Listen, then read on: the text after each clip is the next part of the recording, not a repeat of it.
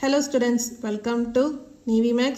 இன்னைக்கு வந்து நம்ம exercise 2.7ல 6th question பார்க்க போறோம். Question என்னன்னா, in a geometric progression, the 9th term is 32,805 and 6th term is 1,215. Find the 12th term. அதாவது ஒரு geometric progressionல 9th term and 6th term வந்து கொடுத்திருக்காங்க. நம்ம 12th term வந்து கண்டுபிடிக்கணும்.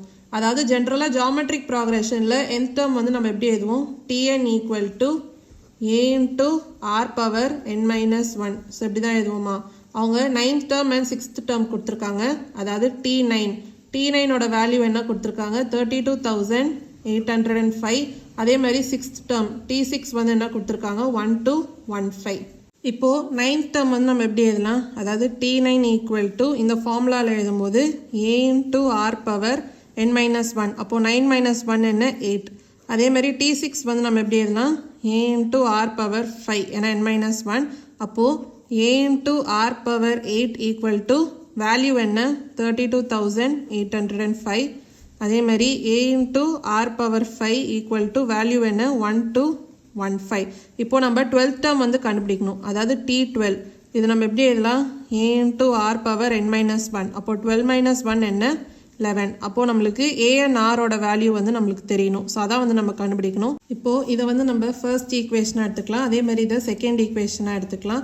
இப்போ ஃபர்ஸ்ட் ஈக்குவேஷனை செகண்ட் ஈக்குவேஷனால டிவைட் பண்ணலாம். அதாவது a into r power 8 equal to 32,805. இதை வந்து செகண்ட் ஈக்குவேஷனால டிவைட் பண்ணுறோம். அப்போ divided by a into r power 5. அதே மாதிரி 32,805 1215ஆல் டிவைட் பண்ணுறோம். இப்போது 32,805 ஏதோ 1215ஆல் டிவைட் பண்ணும்போது என்ன வருதுன்னு பார்க்கலாம். இப்போ 1215 into 2 அப்படின்னு போடும்போது உங்களுக்கு என்ன வரும்? 2,430.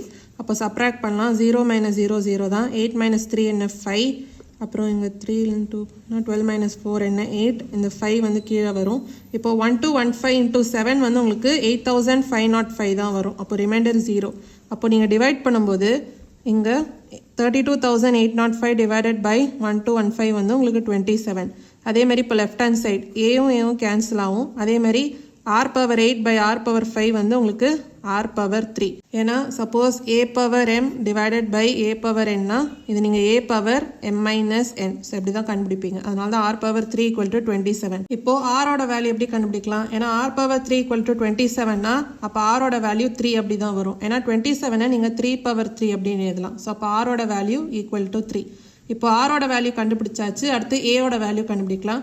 இப்போ ஏதாவது ஒரு ஈக்குவேஷன் எடுத்துக்கோங்க. இப்போ நம்ம செகண்ட் ஈக்குவேஷன் கூட எடுத்துக்கலாம். a into r power 5 equal to 1215. இப்போ r ஓட வேல்யூ சப்ஸ்டியூட் பண்ணலாம். அப்போ a into 3 power 5 equal to 1215.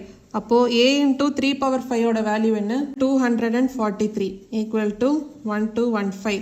அப்போ a equal to 1215 divided by 243. 1215 divided by 243 எவ்வளோ? 5. அப்போ a ஓட வேல்யூ என்ன? 5. இப்போ நம்ம a and r ஓட வேல்யூஸ் வந்து கண்டுபிடிச்சாச்சு. இதை சப்ஸ்டியூட் பண்ணி 12th term வந்து கண்டுபிடிக்கலாம். இப்போ 12th term வந்து நம்ம எப்படி கண்டுபிடிப்போம்? T12 equal to a into r power 11 அப்படின்னு எழுதுவோமா? இதில் a வந்து என்ன? 5 into r ஓட வேல்யூ என்ன? 3. அப்போ 3 power 11. அதாவது 5 into 3 power 11. ஸோ இதான் வந்து 12th term ஓட ஆன்சர். ஸோ இதான் வந்து 6th questionோட ஆன்சர். ஏதாவது டவுட்ஸ் இருந்தால் கமெண்ட் செக்ஷனில் கேளுங்க. மறக்காமல் நிவிமேக்ஸ் சேனலை லைக் பண்ணி ஷேர் பண்ணி சப்ஸ்கிரைப் பண்ணுங்கள். தேங்க்யூ ஸோ மச் ஃபார் வாட்சிங் திஸ் வீடியோ.